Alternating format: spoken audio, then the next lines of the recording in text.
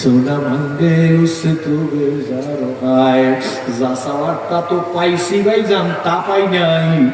যা চাইছি তার চাইতে আমার মালিক আমাকে বেশি দিয়া দিছে।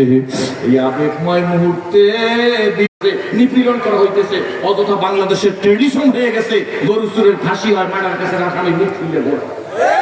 ঠিক তবে ঠিক, নির্যাতিত, নিপীড়িত, লাঞ্ছিত, বঞ্চিত, পদদলিত, নিষ্পেষিত, আমরাই তার বিরুদ্ধে কথা বলছি। এখন যদি বলেন মৌলবাদীদেরকে কে ক্ষমতায় আসবে না আসবে এটা আল্লাহর এলেমে ভালো জানে।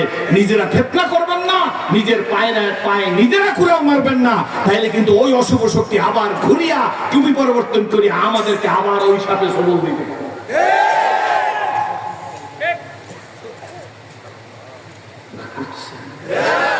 আমি কি কোনো নিজের স্বার্থে কথা বলছি? জোরে বলেন না। দুই নয়নে যায় না দেখা এই কপালের লেখা, বলো দুই নয়নে যায় না দেখা এই কপালের লেখা।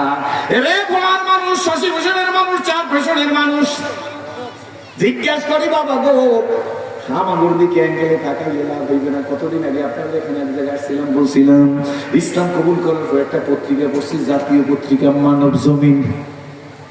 কোন জমিন? মানব জমিন পত্রিকার প্রথম পৃষ্ঠার, পত্রিকার এখন আমার কাছে আছে, মানব জমিন পত্রিকাটা উল্টাইয়া নিজ দ্বিতীয় ল্যাঙ্গুয়েজে দেখি লেখা, পুলিশ তুমি কার? প্রশ্ন বলো, উত্তর নিজ দিয়ে দেওয়া, যখন যার তখন তার। যখন যা যে পুলিশকে যদি বড় অফিসাররা ফোন দিত, ভয় পাই না ভাইজান, আমার কিচ্ছু করতে পারবে না, আমার করার মালিক আমার আল্লাহ। মৃত্যু যদি আইসা যায় 50 বছরের উপরে বয়স হয়ে গেছে, আল্লাহর কথা বলতে বলতে বলে চলে যাবো। হাতি ঘোড়া গেল তল বেড়ায় বলে কত জল, এই সেই জমিন গো যেই জমিনে আওলাদ রাসূল মুস্তাফা মাদানীকে বাংলার মানুষ গুলি করে বাংলার জমিনে শহীদ করে দিয়েছে। কি বলেন ঠিক না? আওলাদ রাসূল মুস্তাফা মাদানীকে বাংলার জমিনে গুলি করে বাংলার মানুষের শহীদ করে দিয়েছে। মুস্তাফা মাদানী তাফসীর করতেছিল, এমন সময় বুকের মধ্যে গুলি এসে গেছে। বাবা গো, মরলে তো মৃত্যুকে কোনোদিন মুসলমানরা ভয় পায় না, মৃত্যুকে ভয় পায় মুনাফিকরা, কাফেররা। মুসলমানরা মৃত্যুকে কেন ভয় পাবে? মরা লাগবে না। না বাবা, মরা লাগবে না, মরা লাগবেই লাগবে। কি বলেন ঠিক না ঠিক? মৃত্যু একটা স্ক্রিন, মৃত্যু একটা পর্দা। মরে গেলাম তো আল্লাহর সাথে মিলে গেলাম।